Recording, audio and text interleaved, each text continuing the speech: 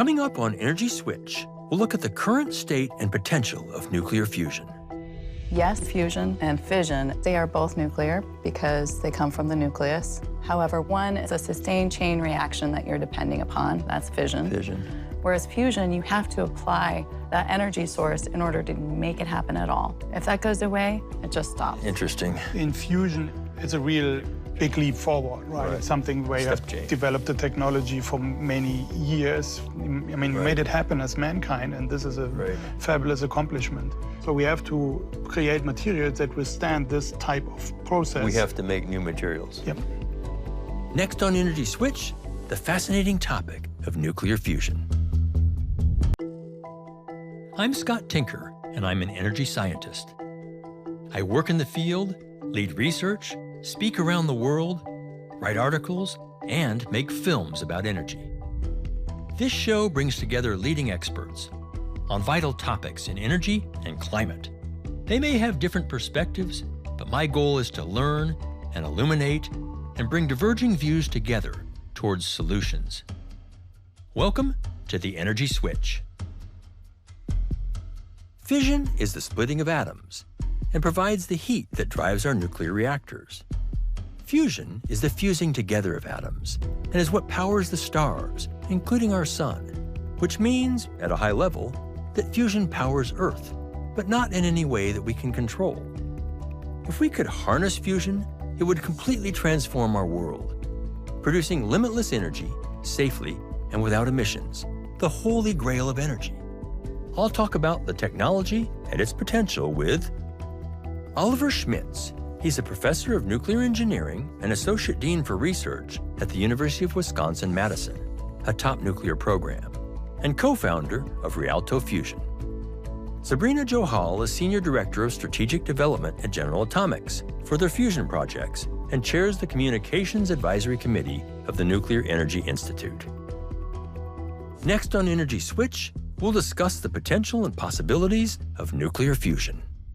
The most important question I think we have to start with is it nuclear or nuclear? I mean, how do we actually say it?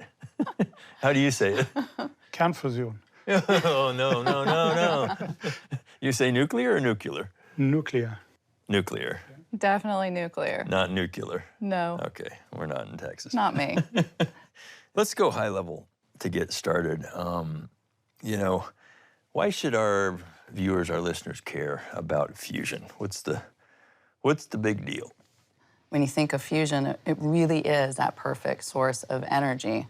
And when you look at all the other sources that we have, they all have setbacks. Yeah. Look at solar and wind. They're dependent on the weather. Well, and they come from the earth too. You got to mine all that stuff. Correct. and you're depleting all these natural resources. Whereas fusion, a bottle of water is all one person would need for fuel in their lifetime. That's it? That's it. A 12-ounce bottle of water. Like that? Like that. So that and Not lithium. bad. Whereas you look at fossil fuels such as natural gas, coal, they emit carbon, and they're also depleting natural resources. Right. Hydropower is dependent on geographic location. And then with fission, there's this perceived issue around safety and nuclear waste. Fusion has none of those issues. Things to add to that, Oliver? I think it's the clean, abundance, limitless energy source that we need. I always like to emphasize it's a baseload energy source. Baseload being? Being, big plants like a coal plant or like a fission plant, what we have today, so you can deploy it at scale and power the grid. Fusion sounds like it would be some pretty hard thing to do. It almost sounds too good to be true. Fusion is really hard. Okay. Well, the sun has large gravitational fields that get these nuclei close enough that they fuse. Because at the heart of it, a nucleus is positively charged. It has protons. Right. And as we know with magnets, like forces repel. You have to provide an energy source that gets them close enough together to overcome that barrier to cause fusion. Okay. And it turns out that's technologically very hard. Okay. That's different from what we use today to make electricity from nuclear, which is a fission process, splitting. What's fission?